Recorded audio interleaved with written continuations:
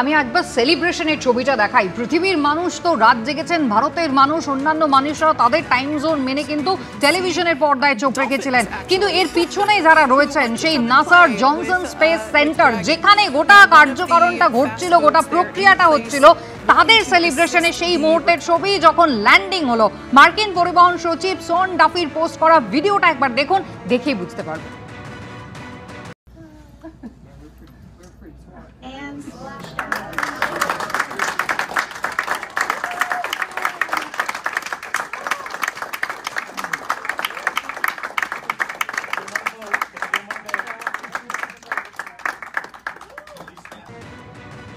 এই সেলিব্রেশনটা বোধহয় আমরা আরও বেশ কিছু বছর আগে, বোধহয় প্রায় 20 বছর আগেও মানে অপেক্ষা করেছিলাম দেবীপ্রসাদ বাবু।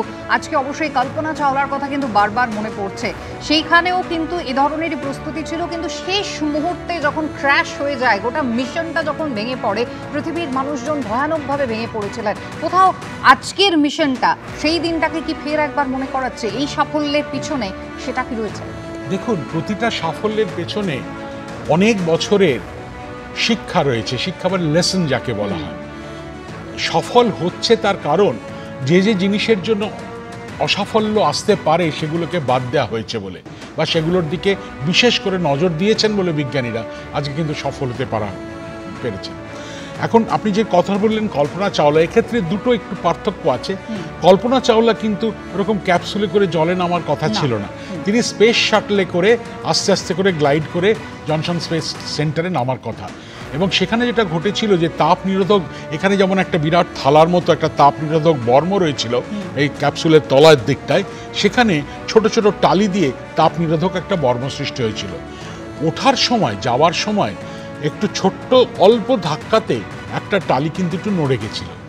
নামার সময় সেই টালিটি ভেঙে বেরিয়ে যাওয়াতে সেই অল্প জায়গার মধ্যে দিয়ে উত্তাপ প্রচণ্ডভাবে প্রবেশ করে মহাকাশযানকে, তারপরে সেটা আমরা বিস্ফোরণ ঘটেছিল দেখেছিলাম। সুতরাং এই ধরনের তাপ নিরোধক ক্ষেত্রে, বর্মের ক্ষেত্রে যাতে কোনো রকম কোনো প্রবলেম না থাকে, যেটা আমরা আগে শুনলাম যে মাটিতেও তো নামতে পারতো, কিন্তু মাটিতে নামলে তার 3টে বা 4টে ঠ্যাং লাগতো, পা লাগতো, সেই পাগুলো তাহলে তাপ নিরোধক বর্মকে ফুটো করে আটকানো হতো। সেখানেও কিন্তু গন্ডগোল ঘটতে পারে বলেই কোনো যাতে অসুবিধা না হয়, ঘর্ষণটাকে যাতে যতটা অ্যাভয়েড করা সম্ভব জলে নামানো হয়েছে। কিন্তু আপনি যেমনটা বলছিলেন, এই ফিজিক্যাল ব্যাপারগুলো যেমন রয়েছে, নজরদারি যেমন চলবে, তার পাশাপাশি ঠিক কোন কোন দিকগুলোতে এই গবেষণা মূলত তিনি করে এলেন, একেবারে যুগান্তকারী আবিষ্কার যদি আমরা সেই হিসাবে ধরি, তাহলে কোন কোন অ্যাসপেক্টগুলো এখানে এই মুহূর্তে নজরে রাখবেন? দেখুন, গবেষণা বা পরীক্ষা নিরীক্ষা, এক্সপেরিমেন্টের করার ফল সেটা কিন্তু পর্যালোচনা করতে সময় লাগে। সুতরাং আগামী দিন, আগামী কয়েক মাস বা আগামী বছরগুলোতে আমরা জানতে পারবো যে যে কাজ করে এসছেন পূর্ণভাবে সেগুলোর প্রভাব পরবর্তী প্রজন্মের যারা বিজ্ঞান কাজ করবেন বা প্রযুক্তিতে কাজ করবেন কীভাবে পড়বে। কিন্তু যেটুকু জানা গেছে যে বিভিন্ন ধরনের শারীরিক অবস্থার কথা, এমনকি ক্যান্সার, স্টেম সেল রিসার্চ, এইগুলোর ওপরে বিভিন্ন কাজ হয়েছে। বিভিন্ন ধরনের মৌল এবং যৌগ, মৌল বিশেষ যৌগ যেগুলো তরল, সেগুলো কিভাবে একসঙ্গে জুড়ে গিয়ে ইমালশন তৈরি করা যায়, এটা পৃথিবীতে করাটা শক্ত, অভিকর্ষজ বল আছে বলে। কিন্তু ওখানে অভিকর্ষজ বল নেই বা মাইক্রোগ্র্যাভিটি বলে এখানে করা অনেক সুবিধা। তাছাড়া আমরা জানি যে স্পেস স্টেশনের বাইরে, এই ইন্টারন্যাশনাল স্পেস স্টেশনের বাইরে কোনো রকম মাইক্রোব, এককোষী বা বহুকোষী জীবন সেগুলি আছে কিনা, সেগুলোর কাজ তারা করেছেন, চেষ্টা করেছেন বার করতে। এক্ষেত্রে বলতে হবে জীবন খুঁজে বার করা ভীষণ দরকার, শুধু পৃথিবীতে নয়, মহাবিশ্বের আনাচে কানাচে। এই তো কয়েকদিন আগে, 2 দিন আগে জেমস ওয়েব টেলিস্কোপ অনেক দূরের একটি গ্রহতে খুঁজে পেয়েছে ডাইমিথাইল সালফাইড, যেটা কিনা একমাত্র সম্ভব যদি কোনো প্রাণ থাকে সেখানে।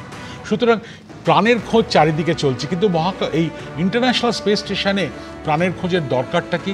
কারণ সেখানে যদি উদ্ভিদকে গজানো যায় বা অঙ্কুরোদ্গম হয়, সেখান থেকে যে গাছ বেরোবে সেটা কিন্তু অক্সিজেন সৃষ্টি করতে পারে। যে অক্সিজেন অত্যন্ত অমূল্য ওই ইন্টারন্যাশনাল স্পেস স্টেশনের পরিস্থিতি বা পরিবেশ। এবং যেভাবে চাষবাস করেছেন, মানে সোশ্যাল মিডিয়াতে আমরা যেভাবে দেখেছি যে সুনিতা উইলিয়ামস যেভাবে লেটুস ফলিয়েছেন এবং সেটা একটা বিস্তীর্ণ অঞ্চল জুড়ে তিনি সেই চাষটা করেছেন, তার মানে কি সেখানে অক্সিজেনের উপস্থিতি রয়েছে, সেইটাকেই ব্যবহার করে সেটাকে ব্যবহার করে তার থেকে বড় কথা অক্সিজেন তৈরি করছে, কারণ আমরা জানি উদ্ভিদ কার্বন ডাইঅক্সাইড শোষণ করে একদম অক্সিজেন সৃষ্টি করে। সুতরাং সেইটা যেমন কাজ, পরবর্তীকালে অনেকে একটু একটু হালকাভাবেই বলছে যে তাহলে খাওয়া দাওয়ারও কোনো চিন্তা নেই, তো মানে কেউ স্যান্ডউইচ খেতে চাইলে লেটুস পাতা সামনেই রয়েছে, নিয়ে খেতে পারে। তো সেটা বাদ দিয়েও আমরা এটা মনে রাখতে হবে যে ভারতবর্ষ কিন্তু এই কাজে এগিয়ে গেছে, তারাও কিন্তু এই মহাশূন্যে অঙ্কুরোদ্গম করতে পেরেছে। স্পাডেক্স মিশনটা যে গেল সেখানেও এই ব্যাপারটা ছিল। সুতরাং চেষ্টা চলেছে যে মহাকাশকে জয় করা নয়, মহাকাশকে জয় করা অসম্ভব, কিন্তু মহাকাশে মানুষের উপনিবেশ তৈরি করা, হ্যাঁ, এই উপনিবেশ তৈরি করার কাজ, যেটা পরবর্তীকালে হয়তো চাঁদে হবে, একদম আরো অনেক বছর পরে হয়তো মঙ্গল এবং গ্রহে হবে। অবশ্যই এর পরবর্তীকালে যে অভিযানগুলো রয়েছে সেই অভিযানগুলোই বা কতটা বুস্ট আপ হবে সুনিতা উইলিয়ামসদের এই যে পৃথিবীতে ফিরে আসা এবং দীর্ঘ 9 মাস ব্যাপী এই নিরলস প্রচেষ্টার ফলে।